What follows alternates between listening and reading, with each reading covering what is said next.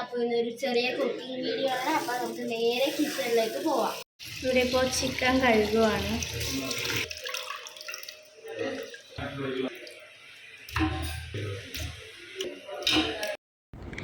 കഴുകിയ ചിക്കനിലേക്ക് കുരുമുളക് ആഡ് ചെയ്ത് കൊടുക്കാം.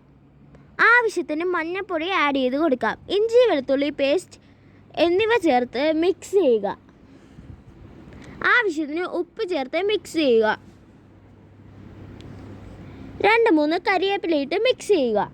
എന്നിട്ടത് മാറ്റി വെക്കാം. ചിക്കൻ കറി വെക്കാനായി എണ്ണ ഒഴിച്ച് 2 വറ്റൽമുളക് പൊട്ടിച്ചിടുക. അതിലേക്ക് കുറച്ച് കടുക് ഇട്ട് കൊടുക്കുക. ഇപ്പുറത്ത് ബീഫ് കറി സെറ്റായിട്ടുണ്ട്. ഇനി നമുക്ക് ചിക്കൻ കറി വെക്കാം. കടുക് പൊട്ടിയതിലേക്ക് നമുക്ക് 2-3 കറിവേപ്പില ഇട്ട് കൊടുക്കാം. അതിലേക്ക് സവോള ഇട്ട് നന്നായി വഴറ്റി കൊടുക്കാം. നല്ലപോലെ അത് വഴറ്റണം.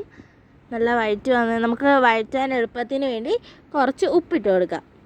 ശകലം ഉപ്പ് മതി, ബാക്കി നമുക്ക് കറി വെച്ച് കഴിയുമ്പോഴത്തേക്കും ചേർക്കാം. ഇത് നന്നായി വഴറ്റിക്കൊണ്ടേ ഇരിക്കുക. നല്ലപോലെ വഴറ്റി വന്നിട്ട് വേണം അതിലേക്ക് ഇഞ്ചി വെളുത്തുള്ളി പേസ്റ്റ് ഇട്ട് കൊടുക്കാൻ.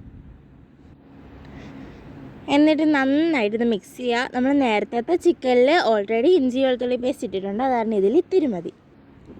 എന്നിട്ട് നമുക്ക് നല്ലപോലെ വഴറ്റി കൊടുക്കാം. വഴറ്റി ഏകദേശം വഴറ്റി കഴിയുമ്പോൾ നമുക്ക് അതിലേക്ക് ആവശ്യത്തിന് മഞ്ഞൾപ്പൊടി ഇട്ട് കൊടുക്കാം.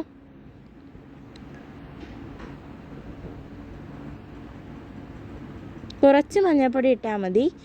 കുറച്ച് കാശ്മീരി ചില്ലി പൗഡർ,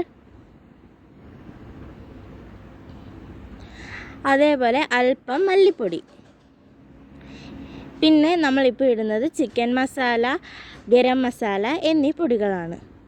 ഇത് ഇട്ട് കൊടുത്ത് നമുക്ക് നന്നായി മിക്സ് ചെയ്തതിന് ശേഷം നമുക്ക് നേരത്തെ നമ്മൾ മാറ്റി വെച്ച ചിക്കൻ ഇട്ട് കൊടുക്കാം.